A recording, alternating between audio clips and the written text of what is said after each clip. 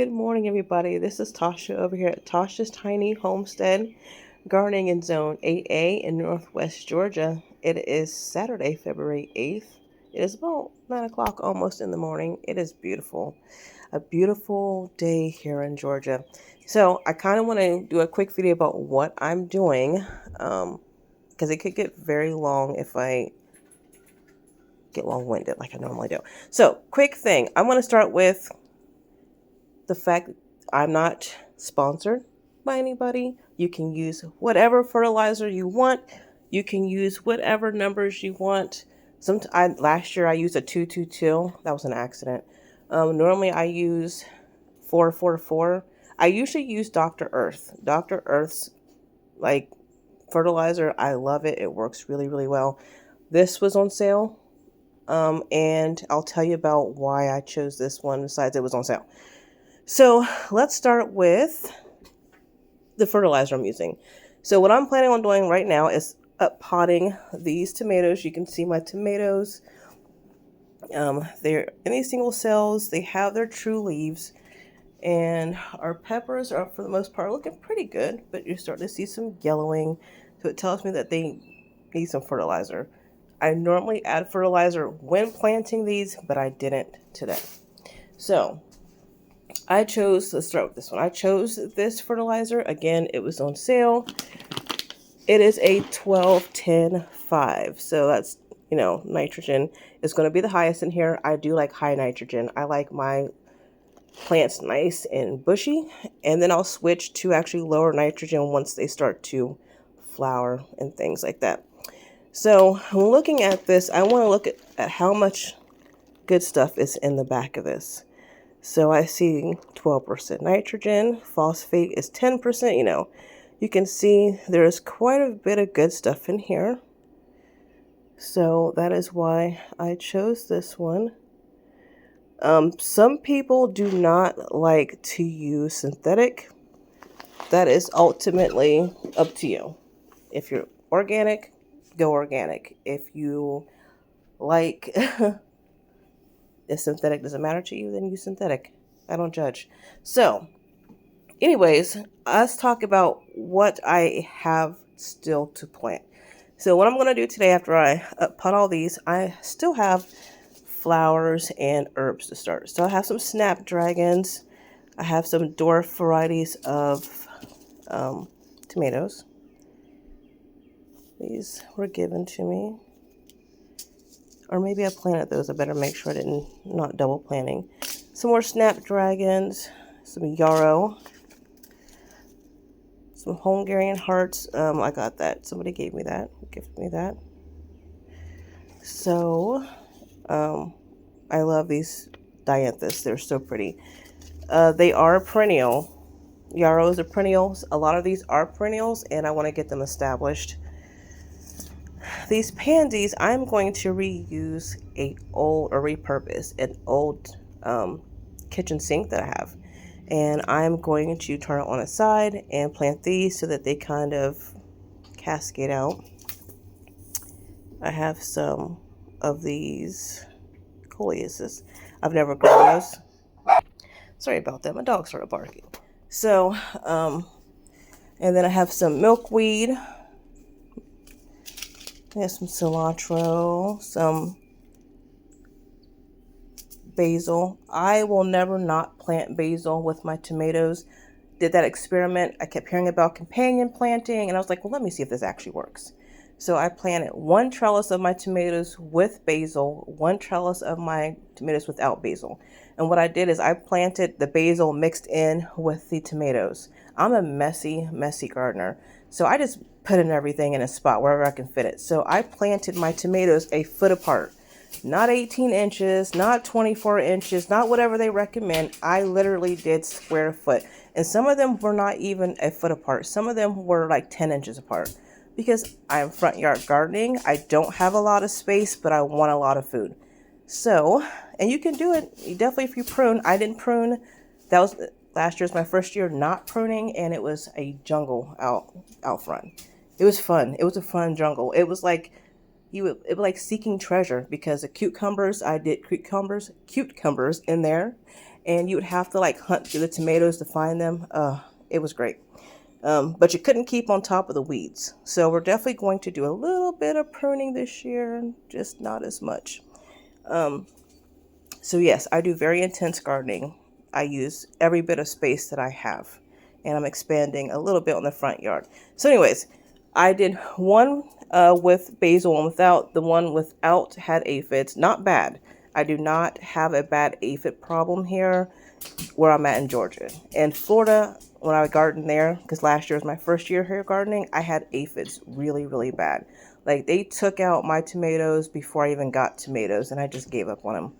But I didn't have too bad with the aphid problem, but I still had aphids on the one that had no basil. And then dill. I was gifted these Mexican, so actually I traded for these Mexican sunflower seeds many, many years ago. So we're going to see if they germinate. And I love the smell of basil, cinnamon, so good. And I like to use basil for medicinal purposes. So if you are into growing medicinal herbs or using herbs for medicinal purposes, highly recommend basil. It helps with so many things. And there's so many of these that I do grow for medicinal purposes. Or I use them in beauty products. So here's some more milkweed. I feel like milkweed takes a long time. And it does take 3 years for milkweed to flower. They are perennial. They will come back. So if they're eaten down by whatever, they will come back. I'm planting a Texas bluebonnet for my friend who passed away. And I feel like these flowers fit her. And then I have some echinacea and some bachelor's buttons.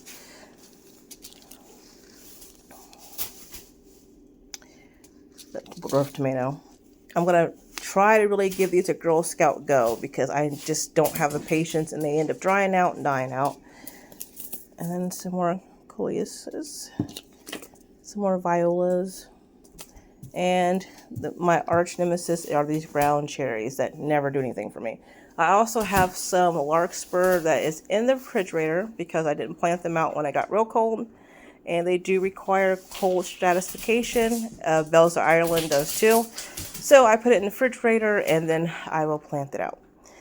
Okay, so now that we got out of the way what I still have to plant, we got out of the way and this is just from Walmart. I'm a Walmart shopper. Shop where you want to. That's up to you. So let's talk about what I have going on here. So let's start with this tray here. This tray I planted January 27th. This one had the peppers that my friend gifted me. Some were ones that her friend grew out. He crosses his own peppers. And some of these I don't know. But if you look back at that video, you'll see me talking about them, talking about what kind of peppers they are. They had really fun names. It was really, really cool. I like the ex-girlfriend. I like the name of that pepper. So you can see I do have some germination already. It's been just not even 2 weeks yet. They need to be watered, so I'm going to water these. They're actually pretty dry. So I was so excited to see that I had germination happening this morning. This tall thing was an overachiever. It was the first thing that germinated in like 2 days, and now it's tall. So I'm gonna actually move that one. And these are dry. So we're going to water those. These tomatoes are some of the ones I am uppotting. I want to talk about the ones I have for the tomato seed challenge, but I have to figure out which tray it is. I believe it's this one. Yes. So for my tomato seed challenge, I used the mortgage lifter. I planted these 2 cells here. Easy for me to remember because the first 2 I didn't, and then the second 2 I did. And we got germination on both of those. So what I'm actually getting ready to do is uppot these. So I'll talk about my uppotting, the way I do uppotting. Here is my peppers. Some of these need to be uppotted, some of these don't. I like to wait till they have enough leaves on them like this one does here. This one is short and bushy like those. So those need to be uppotted. But I wouldn't like uppot that one yet. It doesn't have the set of true leaves yet. I am using just painter's tape to label them on the cup, what is in the cup, like what I'm planting. germination. So really, really good germination on these peppers. Most of these peppers are from Baker Creek on one of these trays. Might be this tray. This tray over here is ones that I traded or won in seed contest on this tray. Pretty good germination. I have one that just came up. I don't know what it is though. I'll have to look at my notebook. These look really good. They look dry, but they're not. That cinnamon on top keeps the fungus gnats away. Actually, these can definitely be watered, so I'll be watering all those. I water mine in my bathtub. I fill my bathtub with a little bit of water. I put these in there and let it soak up. And that's how I plant these. It's easier for me. So my method of keeping track of, and the way I do I label the tray with this. I'll say tray 1 or tray 2 or tray 3. Then I'll go in my notebook and I will write the corresponding tray. I'll write what is planted in each one. Like row 1 is this, row 2 is this, row 3 is this. And then I up pot. Sometimes I'll use paper pots. I love doing paper pots because they will just disintegrate. And I usually just use newspaper. And I think I have a video. Maybe I don't have a video. I could be lying, of the paper pots. But if you haven't seen it, it's just a newspaper. You take like a wine bottle or whatever type of shape you want. You roll it in there and it makes like a holder. It's really cool. But I've been using solo cups. I don't like to use plastic, and so I just keep reusing them. I figured if I'm going to have plastic, I'm going to reuse what I have. So I never throw away solo cups. I just keep these. I reuse them. I wash them out. Well, I don't really wash them out either. And people are like, you get diseases. No, I have never, ever washed out my solo cups, and I've never had diseases with my plants. So I am going to empty them out because I hear something in there. But I just use the solo cups. I fill them up with tomatoes. I fill them up part of the way because tomatoes, they'll always, all those little hairs are part of the stem. It will root as deep as you put it. So I keep it low and then I just backfill it.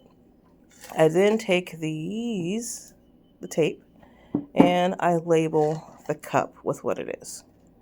Now, when they go outside, I'll wrap something around them, like a label around the trunk of it. That way I can keep track of what I have, because I really want to save seed. That's super important because I will be doing some crossbreeding with my peppers. And then because of these ones being from my friend and being ones that you can't just get anywhere, I really want to be able to save seed so I can share them with other people and I can also grow more. So that is really what's going on here. I try to make this video as quick as possible because I'm going to water these ones. I'm going to up pot these ones. And what I do, because I did not add fertilizer, obviously there's some in the soil, I mix in fertilizer into the soil and then I just put them, the soil in the cup. So that is what we're going to do. I'm going to work on watering these plants and up potting these plants. And then once I have them up potted, we'll go from there. I also want to show you my lights over here real quick. It is going to be bright though. Okay, so here's my light setup. I finally got all 6 of my lights up there. I still have some peppers. That's the lunchbox pepper and the Mad Hatters. I have 3 lights on top of this baker's rack and 3 lights on the second shelf. I have to put some more. I need to buy some more. Like I said, they were like $60. They're like, I think they're named Brina. They're on Facebook or Amazon. And I believe, yeah, they always have a coupon for them. I've had these like 4 or 5 years and they have never failed me. I will continue to use them if I can. It doesn't have to be expensive to garden. Seeds are already expensive enough, definitely when you buy them in quantities like I do. And the baker's rack was $200 or something. So not bad at all. So like I said, gardening does not have to be expensive. You can see many seeds that I went and got from Walmart, Home Depot, Tractor Supply. I mean, anywhere, dollar store. they all germinate. It doesn't matter. Expensive. It doesn't matter if they're expensive or not. They all germinate for the most part. Um, they all last years. I mean, I've never had any problems with anything that I got that were cheap seeds. Sometimes I've gotten better harvest from those. Um, Soil is probably the most expensive. If you're doing, I always just use potting mix soil for these. I buy the cheapest potting mix. And because I wanted to save money, I plant in ground here in my clay soil. And I just mix in compost to kind of lighten it up. Worked good for me. No problems with that.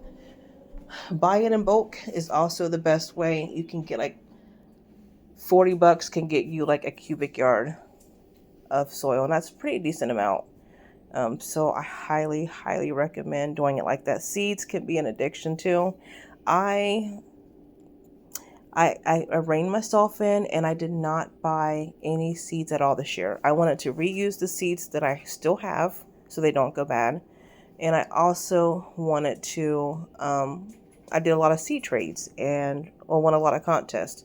And so that's how most of my seeds were. I got most of my seeds this year. So anyways, thank you for sticking with me this long. I am looking forward to showing you how this turns into a harvest. So you guys have been here with me since I put seed in the ground. You're watching every step of the way, and I look forward to 2025's garden. Anyways, thank you for hanging out with me. You guys have a happy Saturday and a great weekend, and we'll talk soon. Bye-bye.